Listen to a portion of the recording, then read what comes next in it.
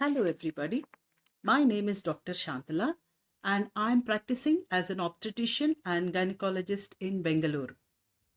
It's my great privilege and pride to be anchoring this session on the first day of the 5th International Science Fiction Conference 2020. I thank the organizers for this opportunity. This session on artificial intelligence is being chaired by Professor Panneer Selvam, who is a retired professor of English from Chennai, Tamil Nadu.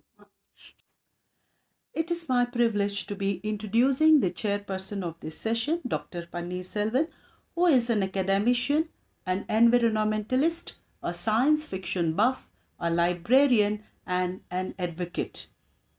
Incidentally, he is also one of the 3 founder members of IASFS.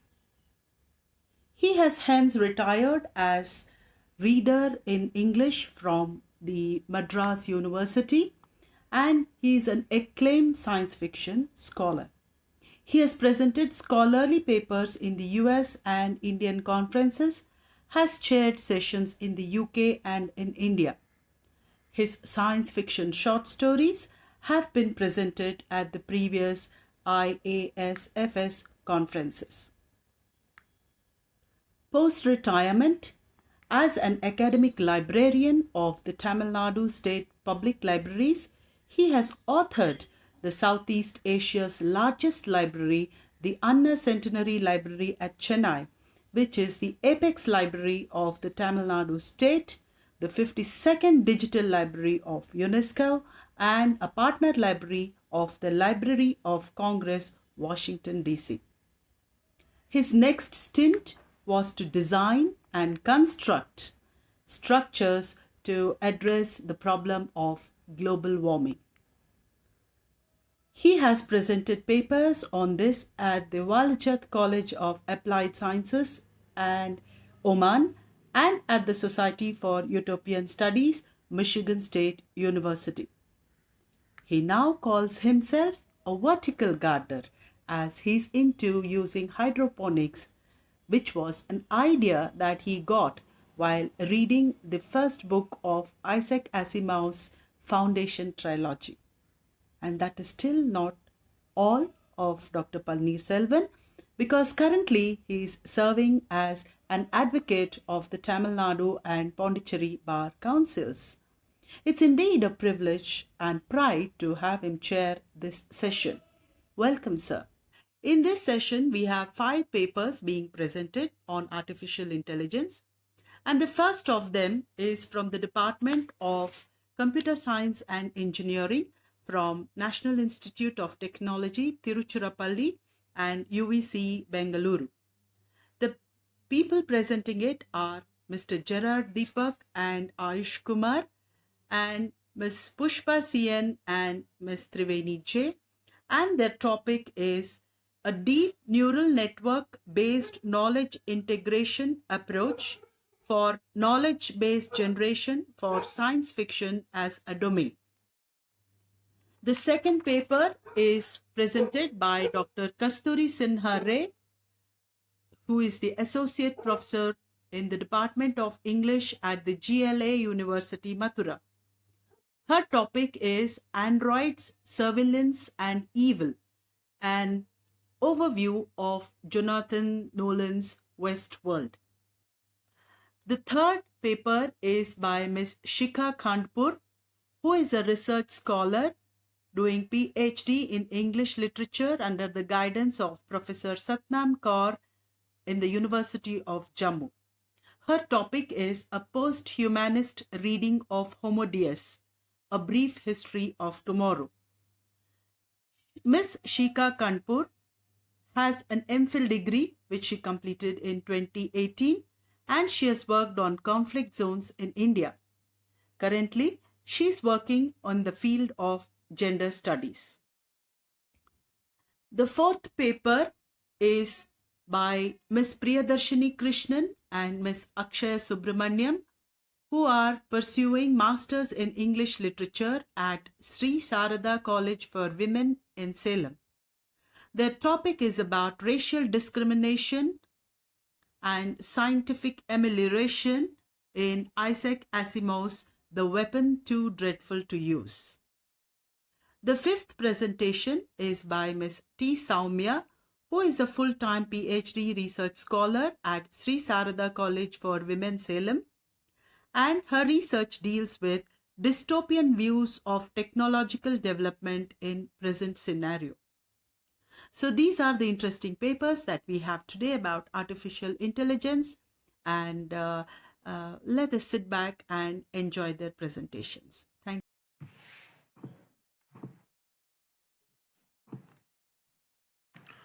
Hello again. This is Gerard Deepa from National Institute of Technology, Tiruchirappalli, and my co-authors for this paper are Mr. Ayush Kumar from NIT Trichy, Dr. Pushpa Sen and Dr. Triveni J from University Visvesvaraya College of Engineering, Bangalore University, Bangalore, and Dr. Professor K.R. Venugopal, Vice Chancellor, Bangalore University.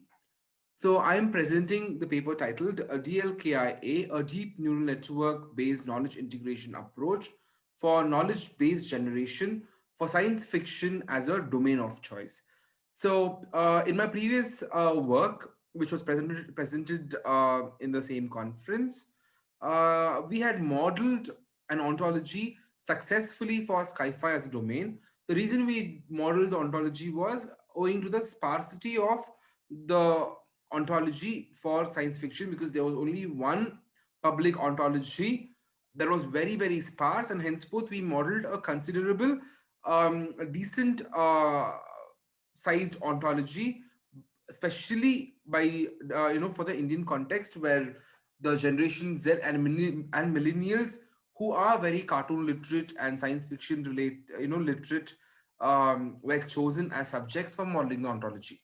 Now ontology has been built. So ontology, as we know, they are entities, vocabulary, which are hierarchical, which is used for reasoning over a information system or a knowledge-driven system. Since ontology is built, okay, there is a scope for improvement to generate the knowledge bases. What are knowledge bases and how are they different from an ontology? Ontology consists of concepts, some concepts, individuals, which are limited in number, whereas a knowledge base, we can say this is a knowledge base for a specific ontology if and only if the size of the size of the concepts in the knowledge base is at least double of the underlying ontology. And knowledge bases are generated from an existing ontology, and knowledge bases serve as knowledge for information systems over the web of knowledge. So the present day web, as I previously told you, is the we are trending towards the semantic web 3.0. So semantic web 3.0 is a web of data, but we are not focusing on data. We have to focus on knowledge. So it should be called as web of knowledge, and soon we'll be tending towards the web of wisdom. So there is extensive data on the web, and there's also information on the web, because information is reasoned from data. But I can tell you the knowledge on the web is quite sparse. So we have to integrate, okay, the knowledge from the existing information on the web and henceforth generate the knowledge bases, which is what we are doing in this paper. So introduction: automatic knowledge base generation is quite important and is a prerequisite for information systems in the current era, where most of the applications are knowledge centric. So the availability of extensive data and the non-availability of knowledge makes it quite cumbersome for information systems for reasoning and inferencing.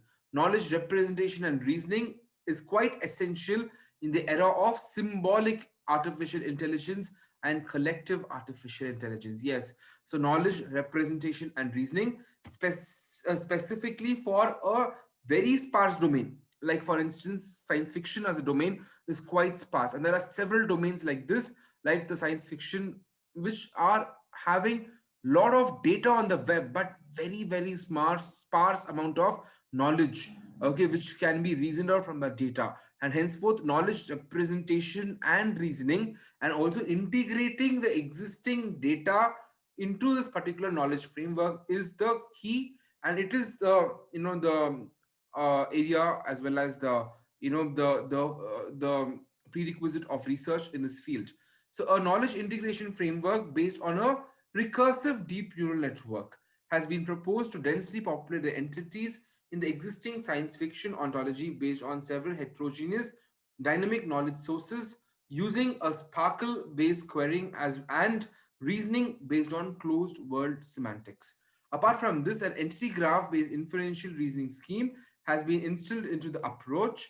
A massive knowledge base for science fiction as the independent domain of choice has been generated, and a domain compliance F measure of 92.69 has been achieved for the proposed approach. The objectives for a extensive domain like science fiction, there are different theories for the same, where manual population of ontological terms is not efficient, okay, as there is not a single source. Hence, to form a dynamic and extensive domain ontologies for science fiction as a domain, knowledge acquisition process must be automated for viable storage and retrieval of data. So Sparkle as the endpoint is quite feasible to integrate extensive knowledge sources or knowledge repositories like the LODC, that is a linked open data cloud, Wikidata, which is the Wikipedia equivalent for a semantic web, and and okay, the dbpedia are traversed and ontological classes are retrieved. So rdf mapping is achieved using the deep binomial neural network, which will be dealt in the further slides, as and the induction of the ontology into the final ontology repository is done using the hits algorithm, which is used for filtering the relevant classes, okay, from the knowledge bases and the knowledge stores and the knowledge sources, and integrate them into a ontology which can be modeled, reasoned, evaluated, as well as visualized. So that is, for an ontology we are generating the knowledge um, basis. So novelty, the novelty includes, we are providing a robust framework for knowledge acquisition and as well as population of ontologies, which is in the form of a hierarchical concept, subconcept, okay, and containing properties, relationships, comments, and several RDF entities. Sparkle querying is used to search several repositories like Wikidata, LODC, that is linked open data cloud, and the DBpedia. So binomial neural networks are proposed and utilized to facilitate the RDF to RDF entity mapping for automated population of the ontology. Its algorithm is used for automated term induction into the ontology. And moreover, we are achieving the knowledge bases. Okay, the populated knowledge bases. This is one of the first knowledge base which is available for science fiction as a standard domain of choice. So the architecture of the proposed system is here as depicted in the figure. So we have the existing sparse ontology, which was developed in the previous work, which was presented, a few minutes ago. And here, the entities graphs are generated. We know it. Okay, we have seen it in the previous work. And these entity graphs are stored in the local knowledge base repository. Now, you can ask me, what is a larger knowledge base? Larger knowledge base are nothing but we are using a standard efficient crawlers in order to crawl the index words as well as the keywords and the content words from the World Wide Web, as well as libraries, as well as the repositories containing the science fiction terminologies, okay, like the characters, the authors, as well as several other criteria parameters are used to in order to populate a larger knowledge base. Then we are integrating the local knowledge base with the larger knowledge base and formulating a bigger ontology. Then the best part is we are using a Sparkle querying agent in order to dynamically aggregate knowledge from the Wikidata, which is the Wikipedia equivalent for the semantic web, the DBpedia, and the LODC, which is a linked open data cloud. And further, okay, so this is regulated. That is the linking of the dynamic data as well as the local data.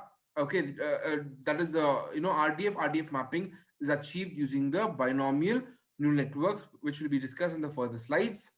And Sparkle querying is incorporated such that, okay, the ontology terms are finally filtered using the hits algorithm in order to regulate the final vocabulary in the ontology and the knowledge bases. And finally, the densely populated ontology is yielded as a automatically populated knowledge base from the contents of the existing World Wide Web. So the skeletal ontology. So as I told you, these are some of the classes. Let's not waste much time on this. So as I told you, it is quite specific. Like Virendra Singh, Chandrakanta. We do have other classes. Then we have the we do have different contexts. Okay, different contexts in the skeletal ontology. Let me just give you the statistics. We have the initial number of concepts are 90. The core concepts are 28. Okay, concepts include concepts and subconcepts. The individuals are 128. The overall number of relationships in the skeletal ontology is 21, and the reuse ratio is 91.43. Okay, which is quite a distinct ontology, which is used as a base ontology, which has been modeled for the sci-fi domain in the Indian context. Now this is the entity graph. You can clearly see the entity graph. I think from here Ayush, my co-author, will take over. Ayush, please take over. Well, good morning to everyone. This is Ayush, and in this entity graph, you can see the class named Virendra Singh discussed, who is whose property with the individual Nogad is his kingdom. So Virendra Singh belongs to Nogad, and hence is linked by the attribute called kingdom. So similarly, other like Chandrakanta is an epic fantasy, which is the genre of this novel. So hence, both are related by the property called genre. Similarly, others like published year and author of the novel are mentioned here, and Tilism is and other parts like magic, martial arts, fine arts, and spying share their relationship by the hypernym and uh, hypernym pair, which is here by the keyword called contains. So from this ontology, from this entity graph, the classes and their attributes are extracted, which are then fed into the Sparkle querying database like Wikipedia, Wikidata, DBpedia, and LODC to generate more classes. Next, please.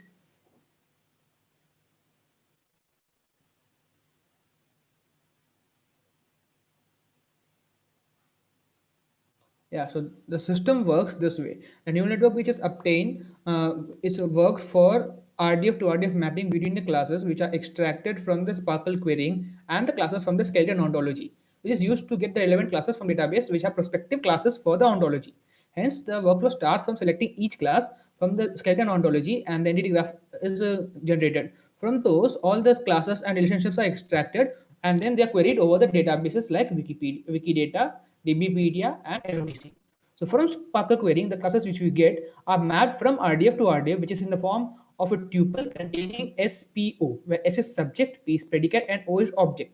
Hence, the subject is the name of the class, predicate is the hyperlink from which the class is obtained, and object contains the properties, annotations, and individuals comments regarding the class.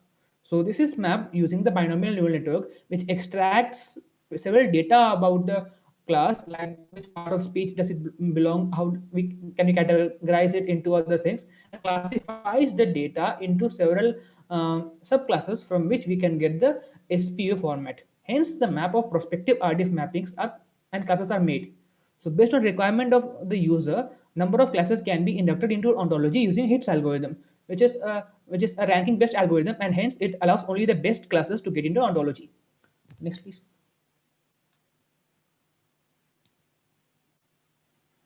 So the algorithm is this way. Input is the class from the skeleton ontology, and output is the corresponding property and the RDF mapping. So first you start, and from for each class of the skeleton ontology, you get an entity graph, and from that you generate the you extract the classes and relations. You use the Sparkle querying to query the query everything into from the list of sources, and then those entities are the list of acquired classes for the prospective class. So for each new class in extracted entities, mapping is done using the binomial neural network, which takes a new class as input and gives the mapping as output, and then you make a list of the prospective classes and RDF mappings. So the number of terms are defined by the user who wants is ontology as per his further implementation in the future, and induction of those in terms is done using HITS algorithm, and hence we get the output as the populated ontology. Next, please.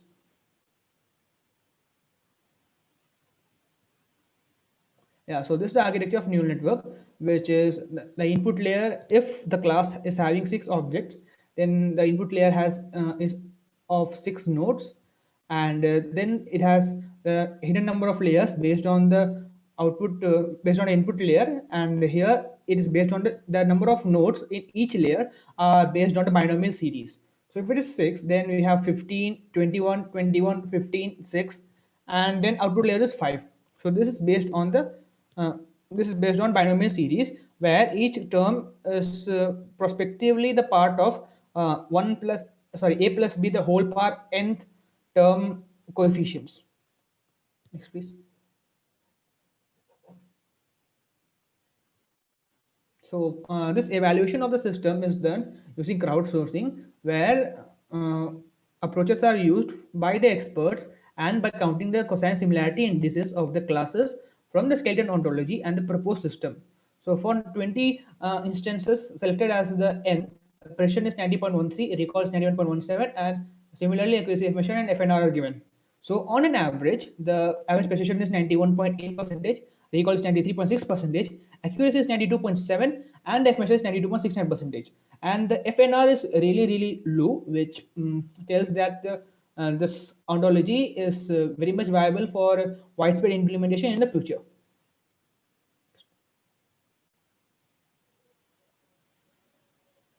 So the quantitative evaluation of this ontology is done on the based on the number of classes and subclasses which are generated from the Sparkle querying. So as my sir told that the initial ontology had 90 classes. Here we have 417 classes, and similarly the subclasses, individuals, attributes, relationship, everything has increased. The depth of inheritance, which was originally 6, is now 18. So which means that the ontology is really high, and the ontology depth is really high, and it has several new terms.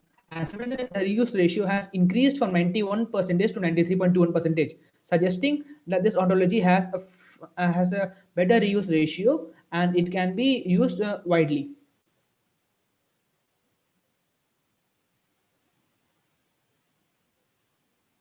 So discussions. So this data is amalgamated in the ontology by crowdsourced knowledge acquisition techniques and intelligent semantic techniques. So by web scraping, the entire domain knowledge is categorized and appropriate labeling is implemented using neural networks. So from the classes, we find the operations like POS tagging, and then finding the category in which the class will fit in and their attributes. So then they are embedded and the dynamic ontology is formed. So in the right side, you can see a graph which is of precision, recall, accuracy, and F measure for 20, 40, 60, 80, and 100 classes um, respectively.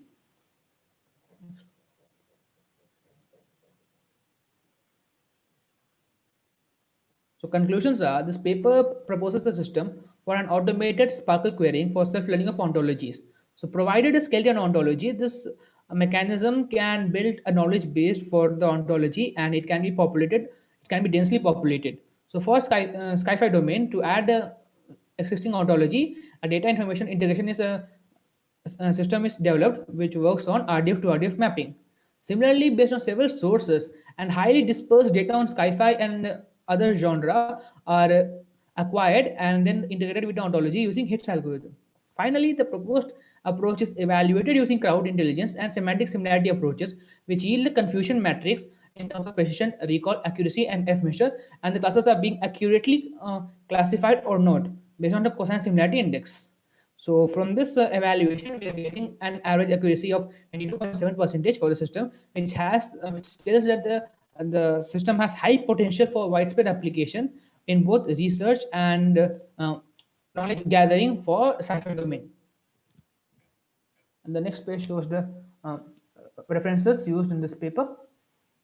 So these are the references. So this is one of the first knowledge bases which are generated for a specific sci-fi ontology in the Indian context. So the ontology also for the Indian context for a sci-fi as a domain is a first of its kind, and then automatically populating the knowledge based on the neural network and other paradigms are the highlights of this paper. I thank you for your patience as well as thank you for this opportunity. Have a nice day.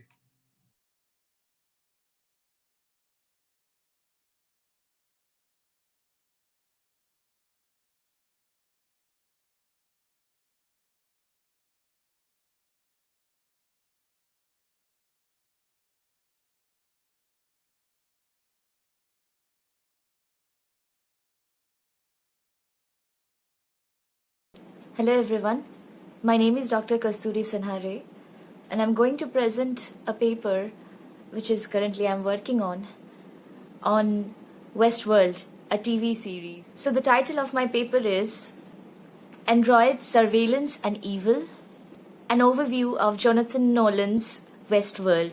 It is a TV series based on the story of androids and how human beings have an urge to control other human beings.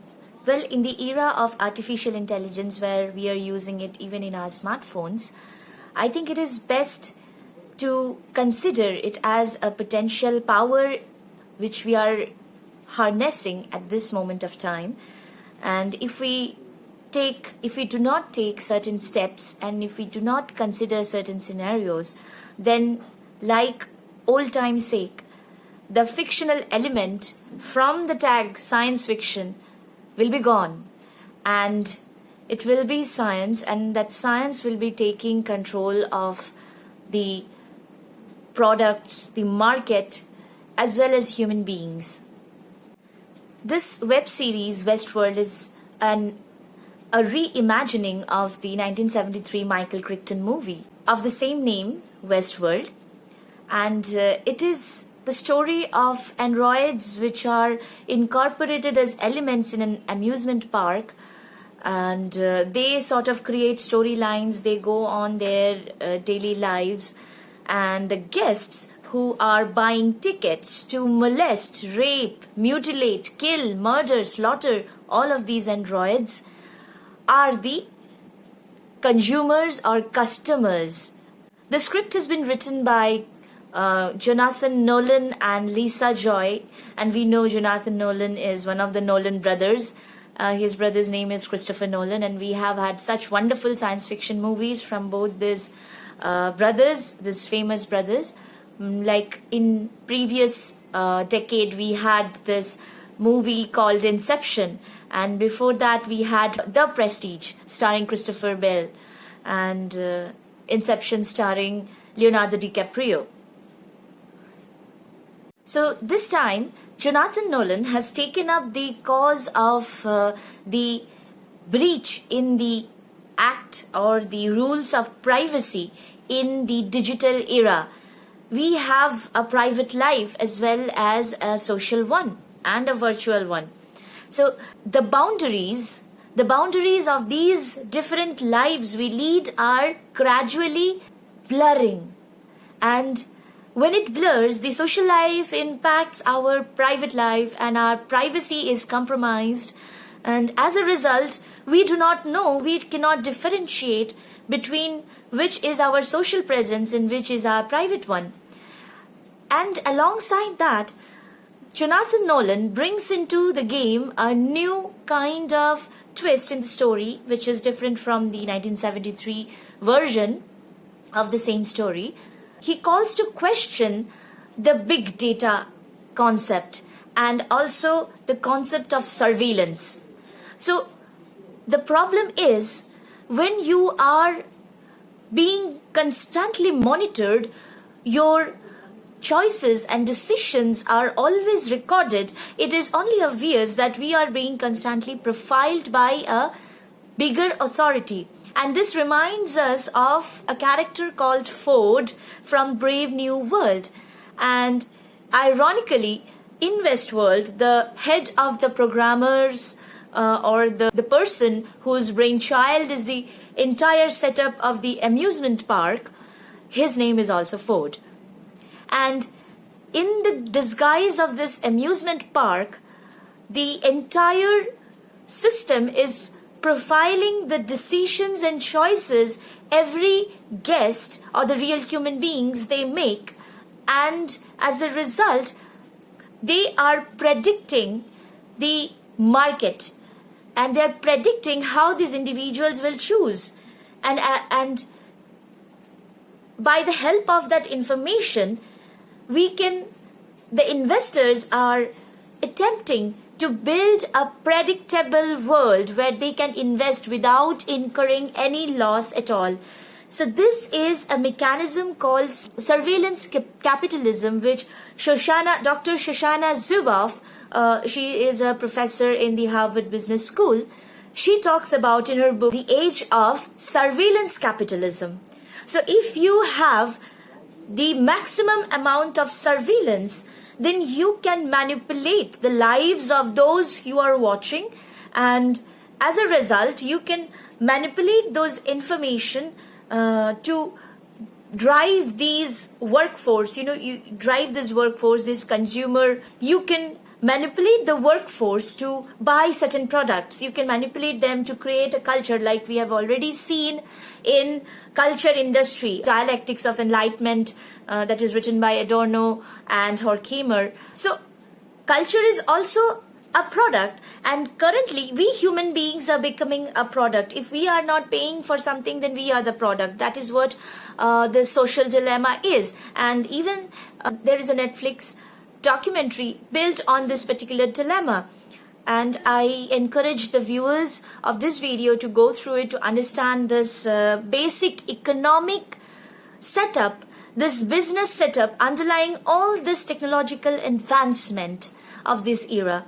So returning back to my topic, in this West world, these androids, these hosts, they are the attraction, and their lives are at the mercy of the guests, of the newcomers who come and do whatever they like to the bodies.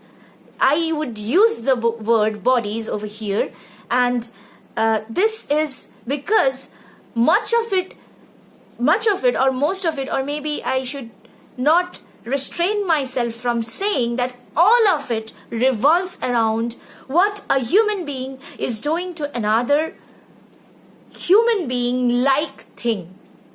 Now this likeness is something which creates an illusion in this whole setup. Ford, the character played by Anthony Hopkins, he says at some point of time in the web series, I think in the second episode or the third one, that you cannot play God without meeting or without encountering the devil. So similarly, the guests are playing, or they are thinking that they have the power to play God, and therefore they're unleashing the most evil instincts they can ever conjure, can ever think of, the basic instincts, the imagination of horror and the execution of it. Now this part is very interesting, that this world does not have any legal foundations and is not bound to any restraints on the part of the guests. So the guests can do whatever they want to the hosts. And finally, all of this profiled data of the guests trying to make decisions, trying to choose whether they're going to act this way or that way, all of it is recorded and saved as the big data. And this big data is fed to an artificial intelligence that is sort of creating a semblance of world order. It is predicting every outcome. So if you ask it a question, it is likely to predict it completely. And if it is not predicting it completely, then it is manipulating the data so that it happens according to whatever its prediction is.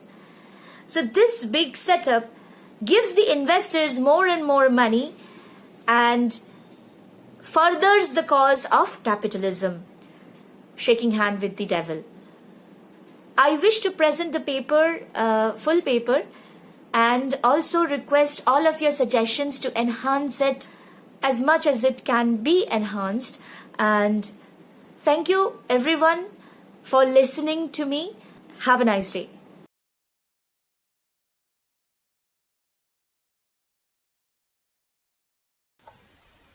Good day everyone, I'm Shikha Khanpur, a PhD scholar from the Department of English of University of Jammu, and I'm here to present my paper titled A Post-Humanist Reading of Homo Deus, A Brief History of Tomorrow. Yuval Noah Harari, a well-known historian, takes up the question of the future of humanity in his well-acclaimed work of non-fiction titled Homo Deus, A Brief History of Tomorrow. Giving an overview of the journey of mankind through the centuries, he draws speculation over what the future will look like, taking into consideration the relationship between man and technology. This paper analyzes this work through the lens of post-humanism, a multidisciplinary critical theory that questions the anthropocentric view of humanism and moves its gaze to the many possibilities of the future of mankind in relation to science and technology. In this work, Harari discusses the notion of the human species attempting to cross the limitations of human life like aging and even death, but trying to evolve into a superior version of Homo sapiens, which he terms as Homo Deus. This idea is central to posthumanism. Posthuman transhumanism is a philosophical movement that advocates for the advancement of the human condition by inventing and making available sophisticated technology that helps enhance human physiology and intellect. Commenting on such a possibility coming into being, Harari writes in this work, I quote, Homo sapiens is likely to upgrade itself step by step, merging with robots and computers. In the process, in pursuit of health, happiness, and power, humans will gradually change first one of their features and then another and another until they will no longer be human. Unquote. Considering the rise of such a transhumanism, Harari further questions the idea of a free will, which is something central to the idea of being human.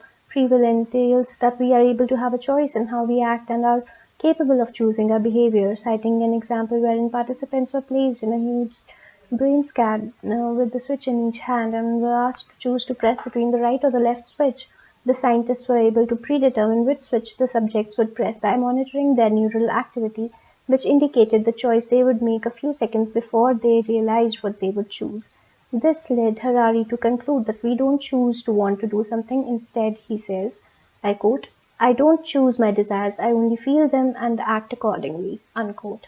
He then goes on to discuss that the lack of free will in organisms implies that their desires can be manipulated and controlled through the use of drugs, genetic engineering, or direct brain stimulation. He further highlights that the development of technology creating transcranial stimulators is already underway, and if such technology matures, the manipulation of free will become just another commodity to purchase. He stresses over this by giving us a reminder that, I quote, at the beginning of the third millennium, liberalism is threatened not by the philosophical idea that there are no free individuals, but rather by concrete technologies. We are about to face a flood of extremely useful devices, tools, and structures that make no allowance for the free will of individual humans. Unquote. This possibility of relying more and more on artificial intelligence, which is turning into a reality with every passing day, leads to discussing another concern of posthumanism regarding an AI takeover. With the development and use of artificial intelligence, humans are moving into a phase where more and more responsibilities are being delegated to technological devices, and in creating something that is meant to aid humans in leading a better life, there is a fear that we are creating something that surpasses our intelligence and is better than us. Harari, in this work, poses the question whether intelligence is greater than consciousness, because in that case, AI is more advanced than humans, and in such a world where AI is used to do the bulk of the tasks, Harari brings our attention to the possibility of there being an unemployable class. He draws a metaphor by comparing the way automobiles replaced horses to the way AI will replace humans in the job market. He says, I quote, 99% of human qualities and abilities are simply redundant for the performance of most modern jobs. For AI to squeeze humans out of the job market, it only needs to outperform us in the specific abilities a particular profession demands. Unquote.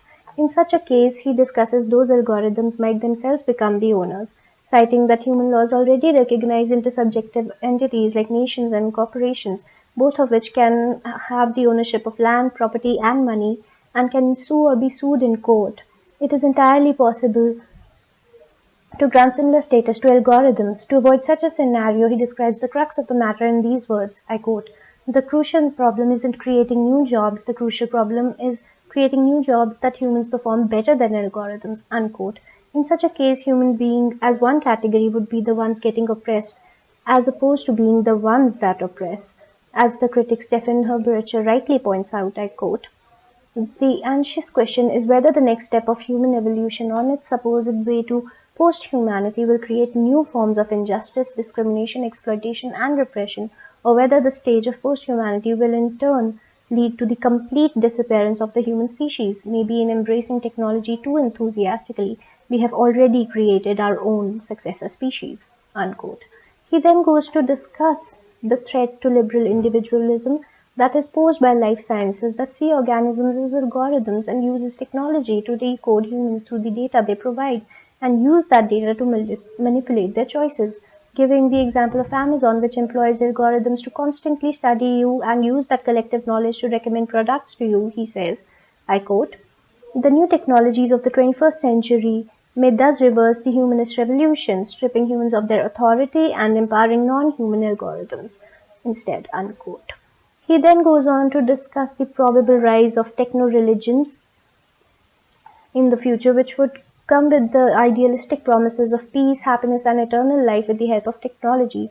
These techno-religions could be divided into two types, techno-humanism and data religion. He discusses that techno-humanism would hope to create improved humans or superhumans by the aid of genetic engineering, nanotechnology, and brain-computer interfaces, but would instead downgrade humans as, I quote, the system may prefer downgraded humans not because they would possess any superhuman knacks, but because they would lack some really disturbing human qualities that hamper the system and slow it down, unquote. Coming on to the concept of dataism, he explains that it comes with the collaboration of two scientific ideas, one of Charles Darwin's theory of evolution, and which led life sciences to see organisms as biochemical algorithms, and second, Alan Turing's formulation of the idea of a Turing machine, which showed scientists that the computer algorithm behind any model can be constructed.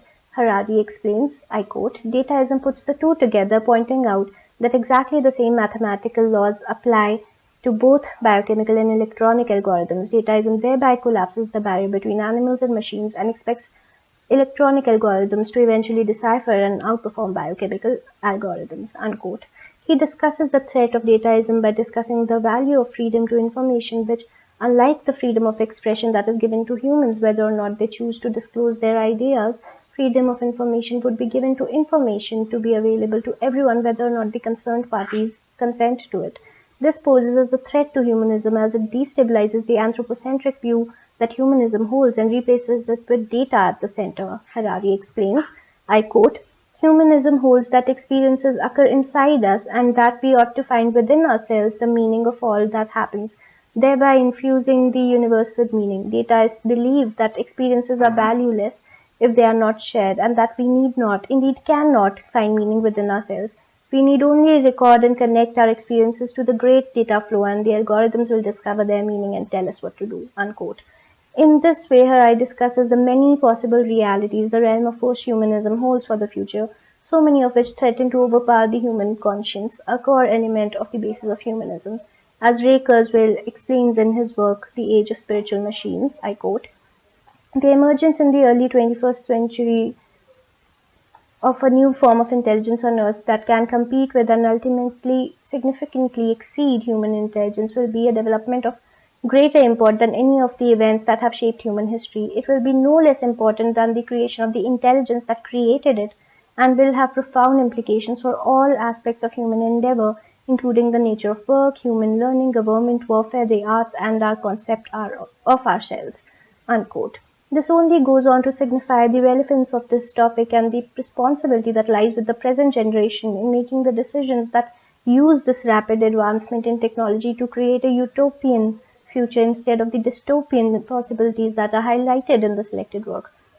Catherine Hales, in her work How We Become Post-Human, Virtual Bodies in Cybernetics Literature and Informatics, describes an idealistic version of the post-human in the following words, I quote, my dream is a version of the post-human that embraces the possibilities of information technologies without being seduced by fantasies of unlimited power and disembodied immortality, that recognizes and celebrates finitude as a condition of human being and that understands human life is embodied in a material world of great complexity, one of which we depend for our continued survival.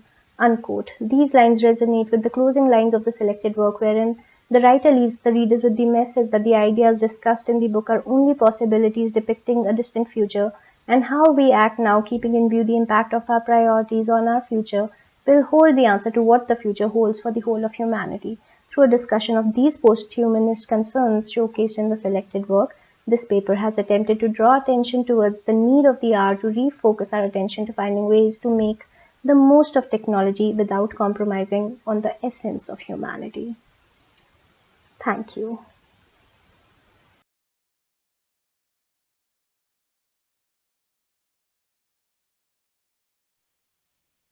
Pleasant greetings to all. I'm Priyadashni Krishnan doing MA Literature in Sri Sharada College for Women, Salem, Tamil Nadu. I and my friend Isakshaya together we worked on the paper Racial Discrimination and Scientific Amelioration in Isaac Asimov's The Weapon Too Dreadful to Use.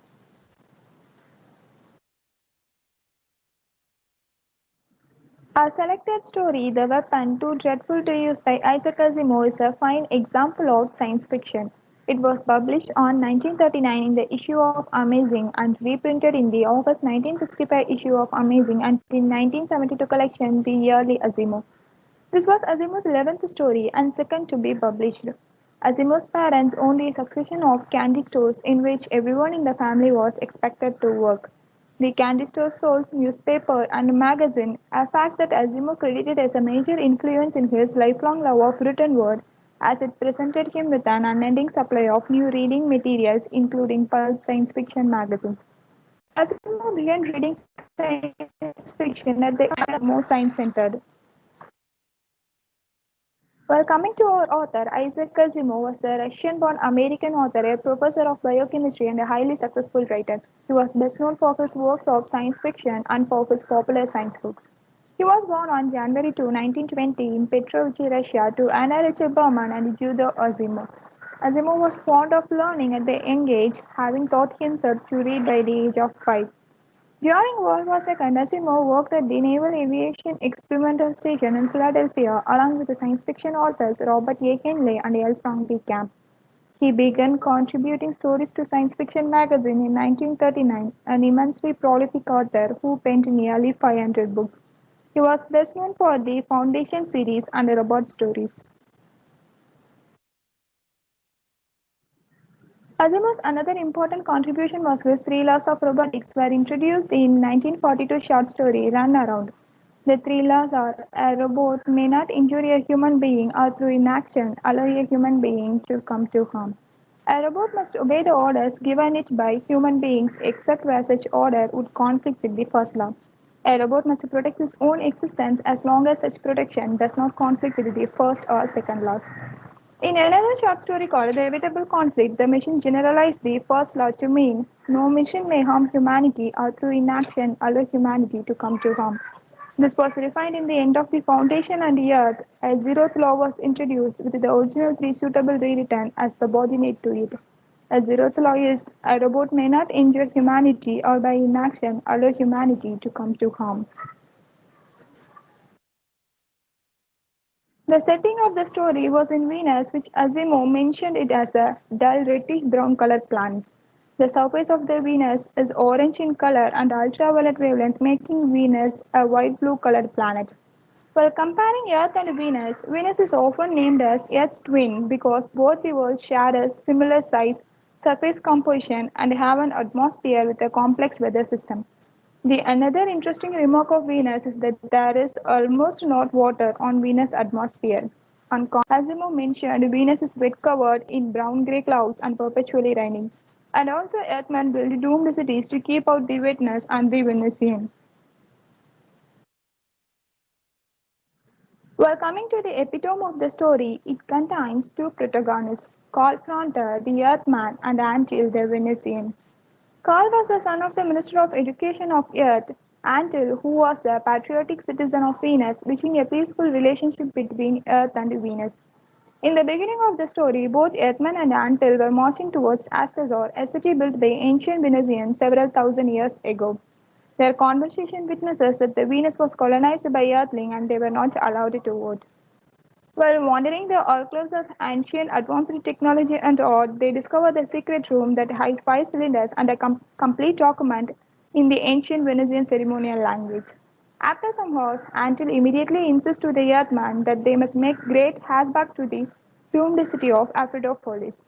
Antil gives Cole an ominous warning to persuade Earth to moderate its racism against the Venusian, or else Antil will be forced to destroy the Earth. 5 years later, the Venusians revolt against the doomed cities of Earthman. Many cities are overtaken in a short time frame, and the little green men successfully take back half of their world in a matter of hours. Carl Fronter, son of Minister of Education, pleads with the inner council of terrestrial government. They decided to send him as an envoy under the protection of Admiral von Blumdorff and his armada. Under these conditions, Antil and Cole meet again. Antil explained the autocrats were a lost superweapon, dreadful weapon, and that they can use this weapon to attack Earth from the surface of Venus. He again pleads with Cole to convince the terrestrial government to treat Venus as their equal so that the weapon will not be used. Cole believes him, but Admiral is angry with his gullibility and ordered to attack. It's a short battle due to Venusian demonstrating the power of dreadful weapon. Once the peace treaty is signed, the lost superweapon is tossed into the sun.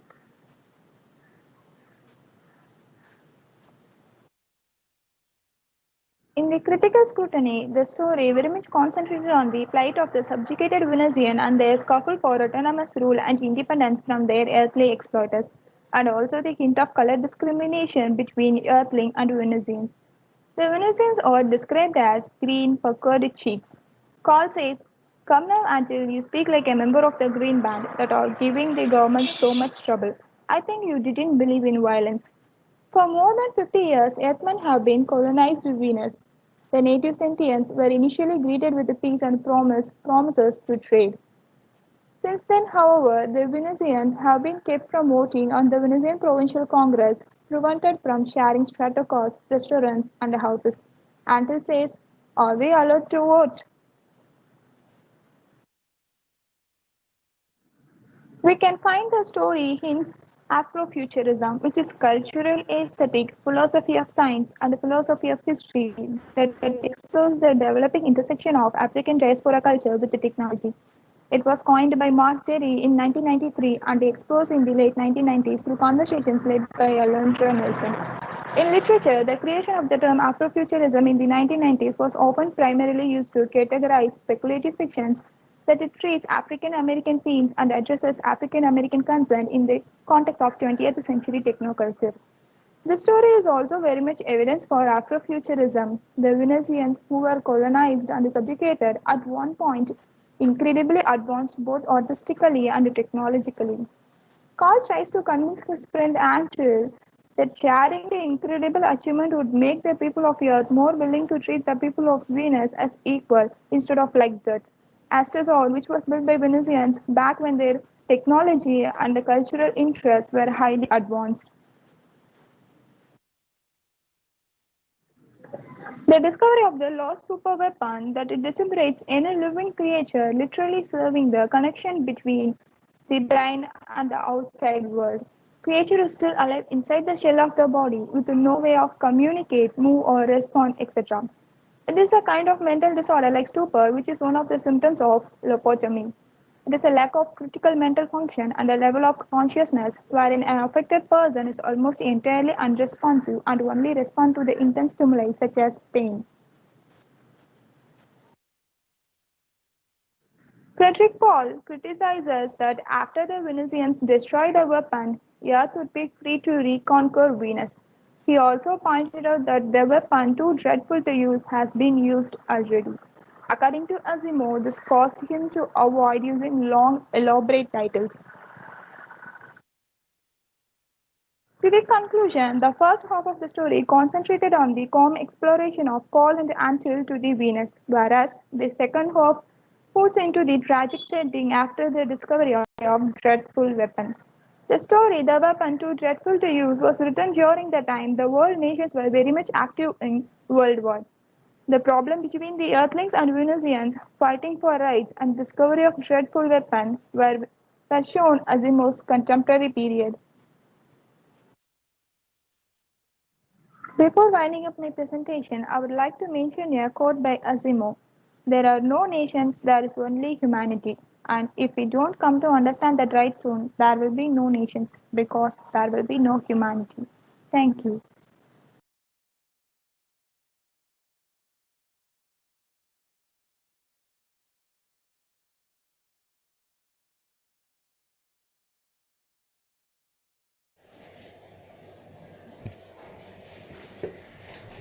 Good morning to everyone. This session is on AI or Artificial Intelligence. And I am Dr. Panneer Selvam, your chairperson. AI is also known as MI. AI stands for artificial intelligence and MI stands for machine intelligence. The science behind both these intelligences is named cybernetics. The father of this science is Norbert Wiener, an American mathematician. Another name to remember when we deal with this science is Alan Turing, a British mathematician. Cybernetics refers to control of systems, biologic, electronic, or mechanical. One aspect common to all these systems is memory. An early example of mechanical cybernetic device is the Jacquard loop. Jacquard, the French inventor of the early 19th century, designed a self-controlling loop. It had a set of perforated boards to control the patterns in the fabric woven without human intervention. Charles Babbage's mechanical computer, the differential engine, is still 8 decades away. All these intelligent devices have one feature in common. It is the memory. These intelligent devices are controlled by a supervisory program stored in the memory, and the systems function by feedback. Memory cultivation is essential to cybernetic devices. Biologic sciences have found that if an action is performed over 100 years, 1% of it would enter the gene.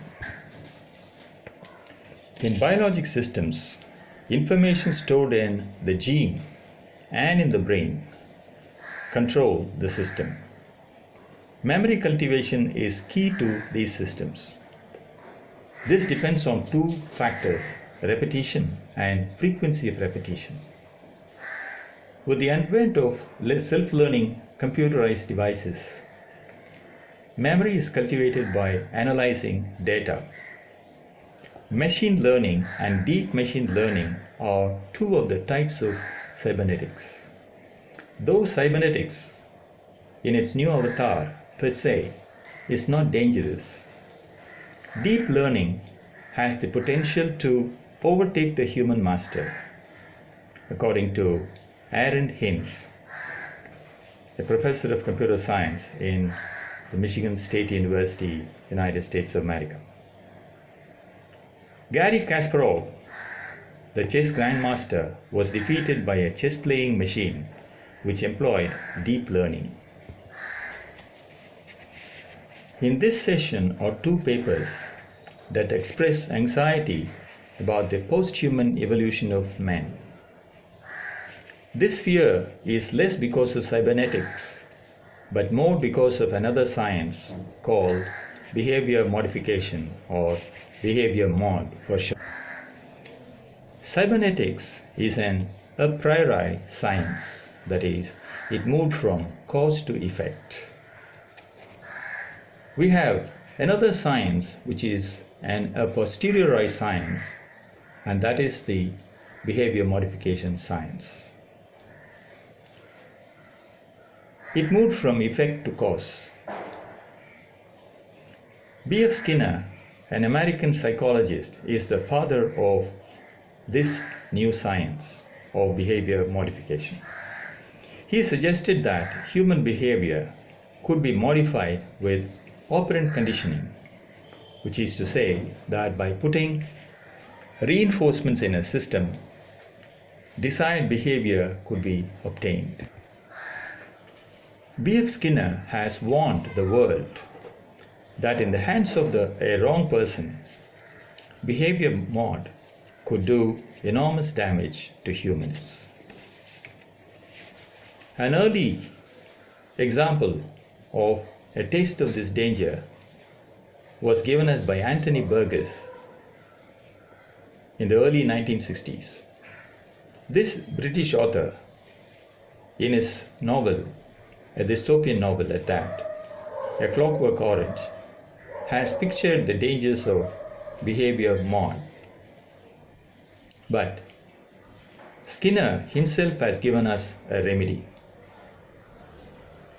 If the undesired controls are brought to light, humanity would stand warned about the dangers and ward off the dangers. This is when we require the help of SF writers like our anchor person, Dr. Sangeeta, and the scholars who are going to present papers here to come forward to save humanity. The paper by Shika Kandpur on Yuval Noah Harari's non-fictional work titled Homo Deus, A Brief History of Tomorrow, is one which questions if we can exercise free will in the future. The next paper by Soumya on Philip K. Dick's dystopian novel, Do Androids Dream of Electric Sheep? Fears that the androids would evolve to mimic humans in every respect, including exhibiting empathy. I would like to recall what Alan Turing said in this context. A computer would deserve to be called intelligent if it could deceive a human into believing it was human. This is what happens in Philip K. Dick's novel and also in Asimov's short story, The Bicentennial Man. The paper to be presented by Jared Deepak et al. Is innocent by comparison, though they would employ deep neural network to help search the internet for knowledge on science fiction. We welcome the offer, but the analytic tool they would employ, it has already been said, could be dangerous. The fourth and the last paper is by Akshaya and Priyadarshini. This is on amelioration of racial discrimination with the use of science, thus showing that scientific fiction can serve the needs of humanity. Let's get on with the papers and the presentations.